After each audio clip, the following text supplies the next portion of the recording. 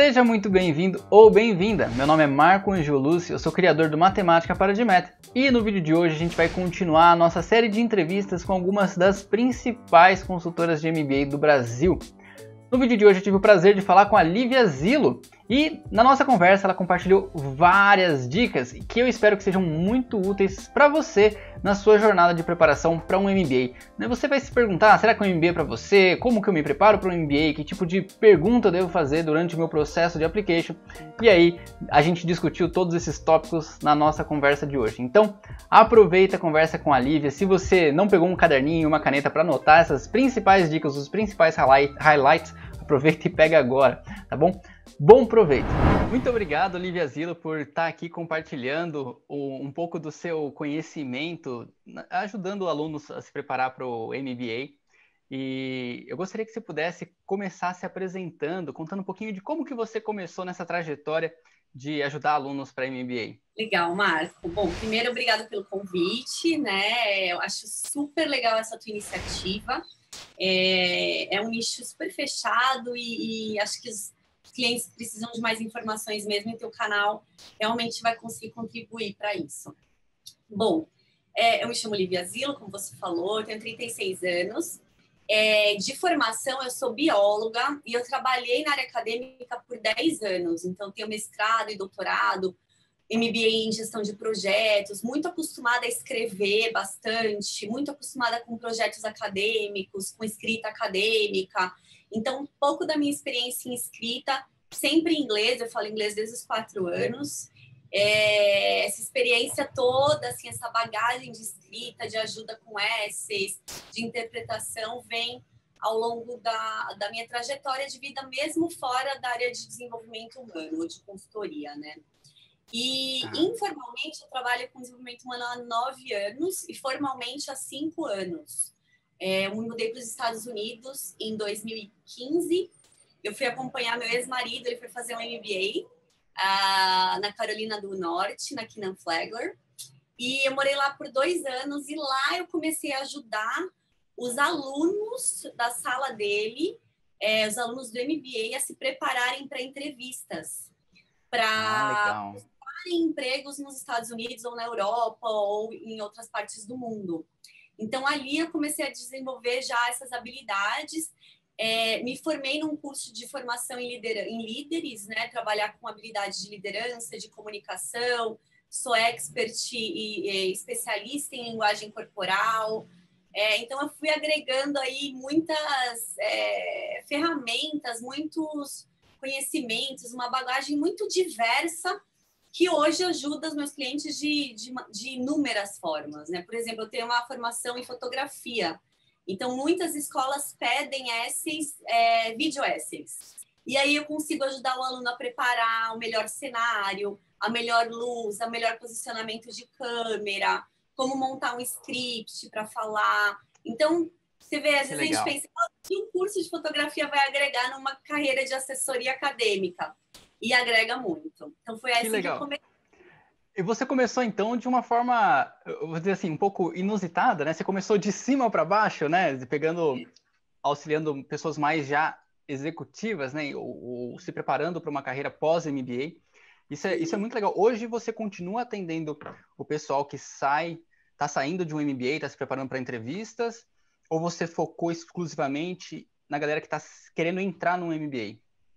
O que aconteceu foram que clientes que trabalharam comigo lá atrás para se colocar no mercado internacional, hoje voltam para trabalhar comigo a parte de desenvolvimento humano, já em posições de maior liderança dentro das empresas. Então, numa posição de diretoria.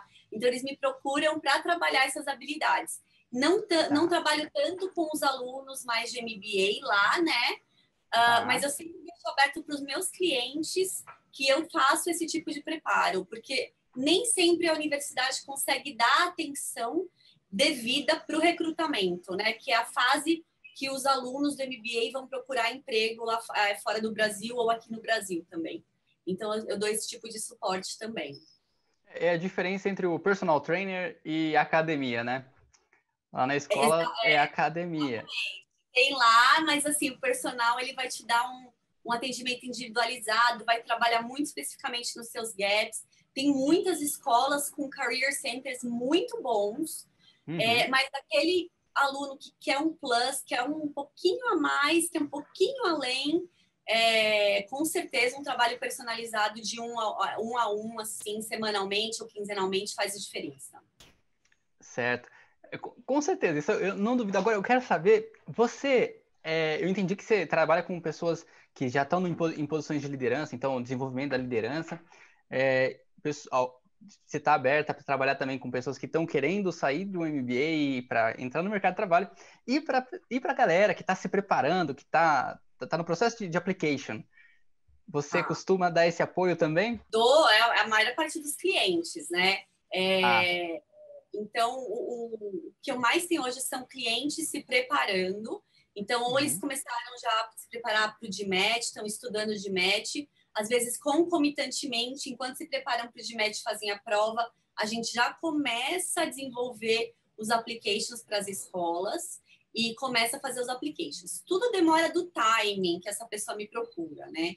E, por incrível que pareça, eu tenho recebido muita demanda de algumas escolas aqui no Brasil, como a AGV, que fazem o dual degree. Então, a pessoa está na graduação ainda e quer fazer um mestrado ao mesmo tempo que cursa a graduação na GV. Então, eles estão me procurando para fazer esses applications, preparo para entrevista, como se fosse uma pós-graduação, mas eles vêm da graduação. Então, também tenho atendido.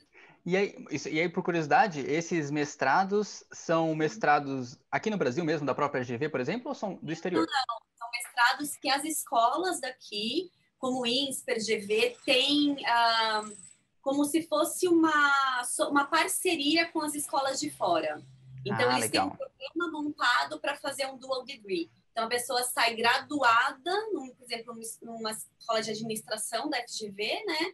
E, ao mesmo tempo, faz lá mais um ano de mestrado e sai com um Masters in Business, por exemplo. É uma opção. Então, esses undergrad, né, que a gente chamaria nos Estados Unidos, o pessoal de graduação me procura também para fazer esse trabalho de application. Agora, assim, eu entendo que é comum do brasileiro deixar as coisas lá para a última hora. Eu não vou dizer que é só do brasileiro isso, mas a gente conhece muito desse perfil do brasileiro. Para alguém jovem, né, que está no começo da carreira profissional e tal, às vezes nunca fez um plano de 2, 3, 4 anos no futuro, o que você recomendaria em termos de cronograma de preparação, caso essa pessoa queira fazer um MBA fora? O ideal seria, por exemplo, deixa eu pegar a prova do GMAT, tirar da frente primeiro, depois eu começo a focar nos applications, ou você recomenda alguma coisa diferente? Normalmente, se a gente estivesse falando de um estudante americano, é muito comum ele acabar a graduação e começar um MBA. No entanto, para estudantes internacionais, isso já não é tão comum. As escolas gostam de ter no currículo dos estudantes internacionais já uma experiência de mercado. Então, para você que está acabando a graduação agora, se formando e tem planos de cursar um MBA, eu diria, procure alguém especialista em carreira, né? No caso como eu, mas tem outros profissionais, para você entender quais os passos você tem que dar, talvez em 3 ou 4 anos, para deixar o seu currículo muito appealing, para ter mais possibilidade de ser aceito num MBA dali 3, 4 anos, de repente. Entende? Então, essa seria a minha... Não é impossível você entrar após graduação, assim, após graduar, mas não é tão comum para estudantes internacionais. Você vai lidar com internacionalidade já com um pouquinho de experiência de trabalho quando você for para lá. Então, quem está saindo da graduação agora, se formando, procura alguém especialista em carreira, traça um objetivo aí de 3 a 4 anos, e aí vai se preparando, se você puder, quanto antes melhor. Eu costumo falar assim, para quem vai aplicar no meio do ano, que normalmente é setembro que abrem os applications, começa a se preparar em fevereiro. GMAT, TOEFL, vai estudando, tirando tudo da frente para começar os applications lá para abril, que aí são fases que você tem que se dedicar para a escrita mesmo. Seria a minha dica, assim, para o pessoal que quer fazer. Legal.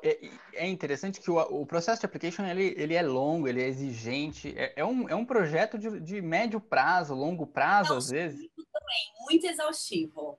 e muito exaustivo.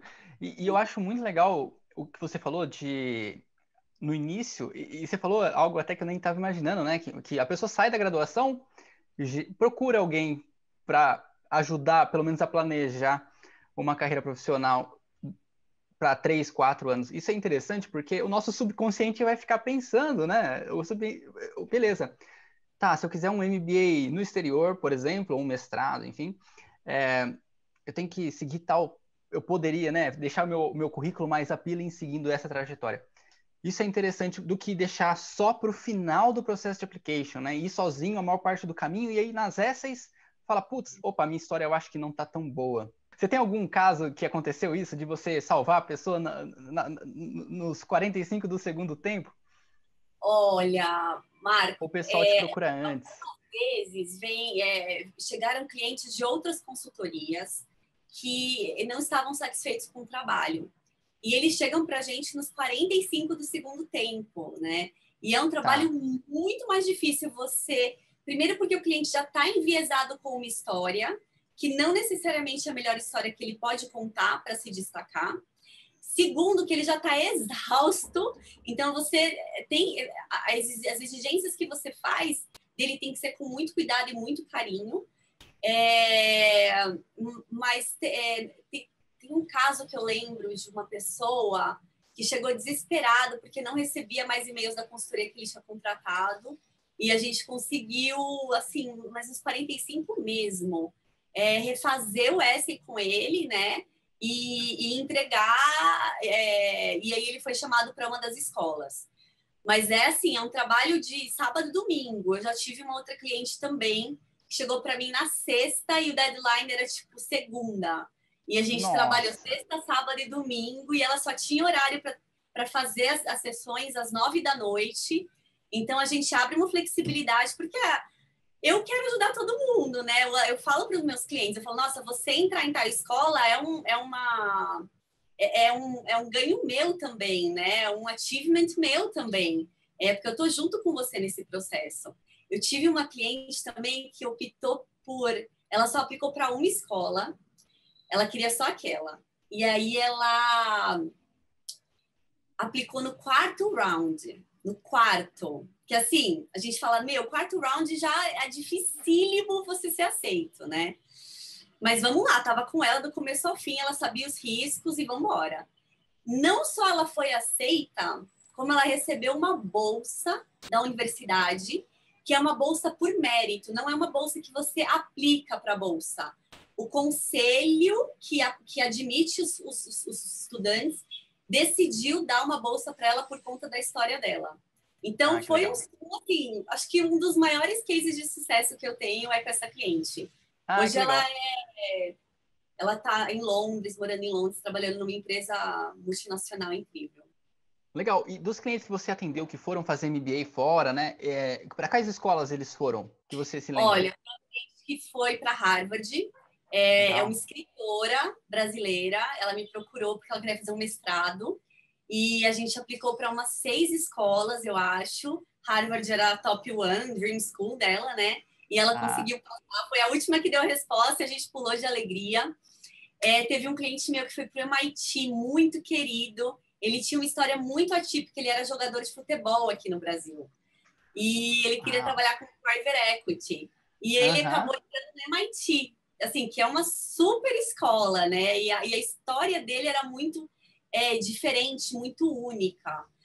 Tem Ah, diversos que entraram em escolas como Stanford, Berkeley, NYU, Columbia, legal. em Nova York também, Kenan Flagler, que é na Carolina do Norte. Assim vai, Chicago Sim, Bulls, é, legal. assim, diversas, É, assim. ICEAD, IESE, e você. IE, Eu ia te Bocconi, perguntar, né? A, Europa, ma- né? a maioria dos brasileiros acaba buscando um MBA nos Estados Unidos, ou não? Ou você vê também um grande movimento para a Europa? Depende. Às vezes o que acontece é que o cliente procura a gente com o ideal de ir para a Universidade Americana. mas existem algumas diferenças entre as universidades americanas e as universidades europeias. Uma delas é o tempo do curso. Na Europa, às vezes o curso é em 15 meses, às vezes em 18 meses. Na maioria das escolas americanas, é 24 meses. Então, o que acontece é que o cliente vem com uma ideia e a gente acaba adaptando por conta do objetivo de futuro dele. Olha, tá, é legal que você quer para os Estados Unidos, mas se o seu objetivo futuro é esse, a escola europeia ela vai se adequar melhor à tua história de vida que você quer criar. Então, a gente sempre tem esse cuidado, a gente anda bem paralelo até com a vida pessoal do cliente. Né? Às vezes chega um cliente que quer trabalhar em consultoria e tem o ideal de formar uma família em 2 anos.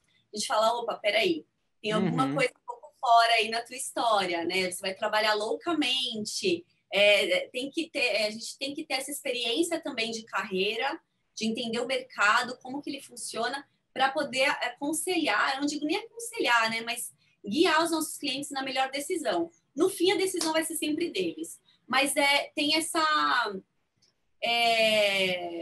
eu não diria que todos vêm para as escolas americanas. Depende da idade também. As escolas europeias elas são mais flexíveis com estudantes um pouco mais velhos. As escolas americanas dão preferência para estudantes mais novos. Então, dependendo disso, a gente adequa a nossa linha aí de processo com o cliente. E se você fosse dar uma dica para alguém que está começando a namorar a ideia de fazer um MBA fora do Brasil, que dica você daria para a pessoa começar, dar o primeiro passo, assim? Primeira coisa que eu diria é procurar alguém, né, um consultor, alguma consultoria, que possa te ajudar a ter clareza do momento que você está na sua carreira e aonde você quer chegar. E qual o curso, qual a escola, né, numa segunda etapa, qual vai ser mais adequada para você atingir os seus objetivos de futuro. E pensar assim, para quando eu quero o meu MBA? Eu quero entrar em 2021, eu quero entrar em 2022 e pensar que você precisa se preparar pelo menos uns 9 meses antes, eu indicaria, contando com todo o processo de preparo de DMAT, TOEFL, documentação, tradução juramentada. Eu daria aí uns 9 meses. Eu acho que o tempo ele é essencial ter esses deadlines. Mas conversar com alguém para entender o seu momento de carreira, se esse é o momento certo e o que se adequa mais com a tua visão de futuro. É basicamente autoconhecimento, Marco. Muita gente acha que prestar um MBA é simplesmente ir fazer. Não. O MBA é uma experiência profunda. Os estudantes eles desenvolvem muitas habilidades que são intrapessoais, não é só técnico. E esse intrapessoal ele precisa começar a ser desenvolvido antes de ir. Vai ser muito mais fácil dele tomar as decisões que ele precisa no caminho. Ah, com certeza. E como que, por exemplo, imagina, né, vamos dizer, o candidato ideal que chega para ter um acompanhamento com você, ele já tem um certo nível de autoconhecimento.